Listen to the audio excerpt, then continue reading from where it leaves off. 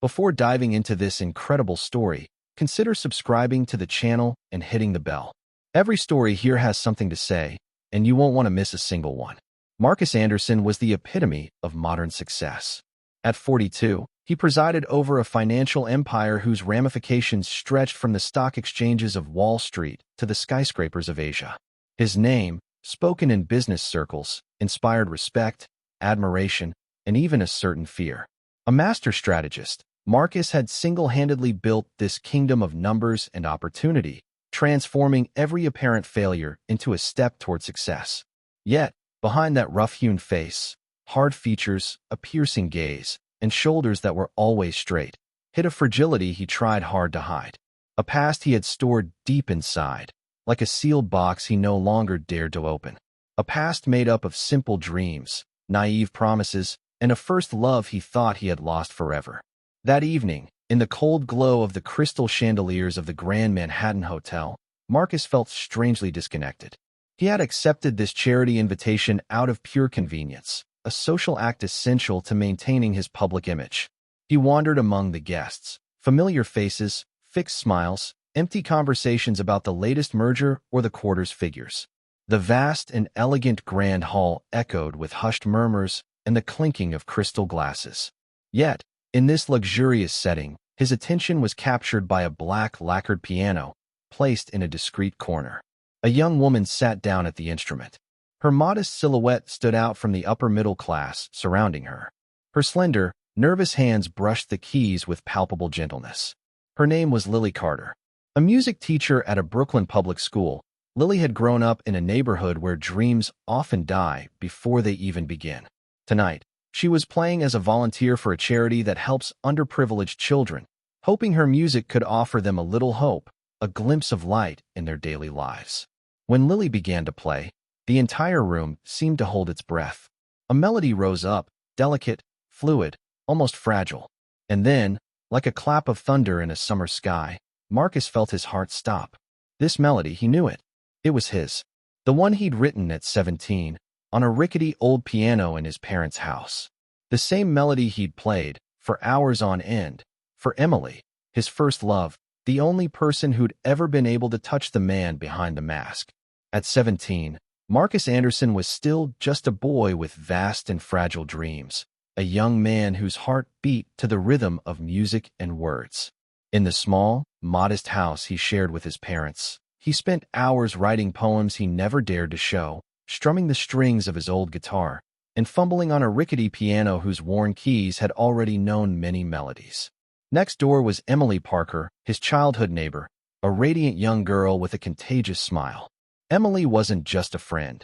She was his confidant, his mirror, the one with whom he shared his most intimate secrets, his hopes for the future, his adolescent doubts.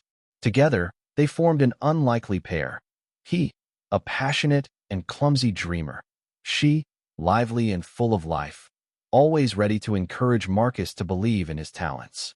The afternoons stretched into long, carefree moments, punctuated by their laughter and the notes they played together. Emily sang, sweet and clear, while Marcus played the melody he had just composed, the same melody that, years later, would resonate in the great hall of Manhattan. They lost themselves in these suspended moments, unaware that time, relentless, was about to separate them. Then came the day the Anderson family received a job offer hundreds of miles away, a sudden and inevitable life change. The move was a silent heartbreak. Marcus would always remember the last evening spent on the porch, with Emily by his side, the cool wind carrying the whispers of barely whispered promises. Departure signaled the end of this precious bond. The phone no longer rang, letters remained unanswered, and memories slowly faded under the weight of daily life. Marcus, wounded but determined, threw himself body and soul into his studies and the ruthless world of business, gradually giving up music and the dreams of his youth that now seemed too fragile, too useless in this world of competition and money. Yet, deep down, this melody had never died away. It slept, buried beneath the shell of the tough, methodical businessman. That evening, when Lily Carter played it on the piano, it awakened that old pain, that deep longing for a past suspended between nostalgia and regret. Each note was a reminiscence, an invitation to revisit a time when everything seemed possible, when the heart still believed in love and the beauty of the world. As the last notes faded into the respectful silence of the room, a slight shudder ran through the audience. But Marcus noticed nothing but the crushing weight of a past suddenly resurfacing.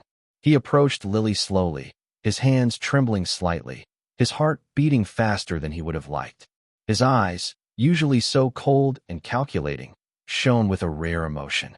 "That's my melody, isn't it?" he breathed, almost incredulously. Lily looked down for a moment, a shy smile on her lips. "Yes," she replied softly. "I found it by chance in an old notebook at the back of a bookstore. The notes were yellowed, handwritten. I was immediately touched. The music was so beautiful that I wanted to learn it, to bring it to life." Marcus felt a lump form in his throat. He had never imagined that this melody he had scribbled years ago would one day touch someone else, someone he didn't know. He had convinced himself that this part of him, this intimate fragment, was gone forever. "You play with so much emotion, as if you know the story behind it," he murmured. Lily raised her head, her gaze sincere. "Maybe the music speaks for itself," she replied gently. "Sometimes we don't understand everything, but it still touches us." A silence fell between them, filled with a strange complicity. Marcus took a deep breath. "I'd like to see you again," he said finally. "There are many things I'd like to understand."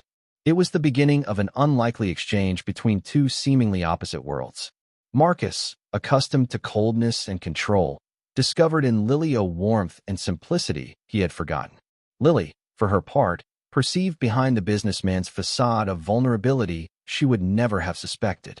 Over the course of their meetings, Lily told him about her daily struggles, how she fought to keep her school afloat, to give children from disadvantaged neighborhoods the chance to flourish through music despite budget cuts and obstacles.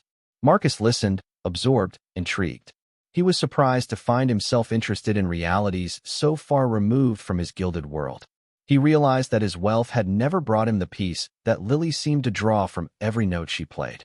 For her part, Lily was learning to no longer see Marcus as a simple, unattainable tycoon, but as a complex man, searching for meaning and humanity. A bond was emerging, fragile but sincere, woven around a shared melody and relearned dreams. Gradually, music became more than just a buried memory for Marcus. It became a bridge between his present and his past, a fragile thread that he agreed to reconnect despite his fears. One afternoon, while rummaging through an old cardboard box deep in a forgotten attic, he found a dusty box containing yellowed letters, faded photographs, and a notebook in which he had scribbled poems and melodies. Each object aroused an intense emotion in him, a mixture of nostalgia and regret. Among these mementos were photos of Emily, her radiant face, her wild hair, and her tender smile. The resemblance between Lily and Emily was striking. The same gentleness in their eyes, the same passion in the way they lost themselves in music, the same simplicity that touched the soul. This discovery shocked Marcus. He understood that it was not too late to heal his wounds. Thanks to Lily, he discovered that his past no longer had to be a chain, but could become a strength. Inspired by this rebirth, Marcus made a decision that would change his life and the lives of many others. He decided to fund the music school where Lily taught, a modest establishment brimming with energy and hidden talent. But he didn't stop there. He created a foundation dedicated to supporting young artists from disadvantaged neighborhoods, those who, like Lily, believed in music as a way to escape harsh reality. His fortune, until then concentrated in financial assets and businesses, became a powerful lever of hope and social change. Marcus attended the first auditions, met young musicians full of dreams, and saw their eyes light up with each note, reminding him of the boy he had once been.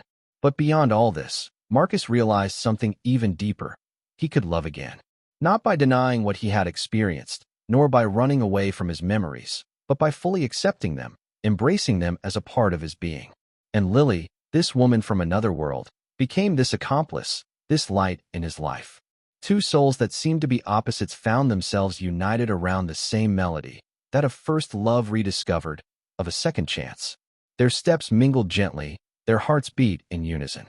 Together, they wrote a new score, where each note carried the promise of a possible future, woven with passion, resilience, and hope.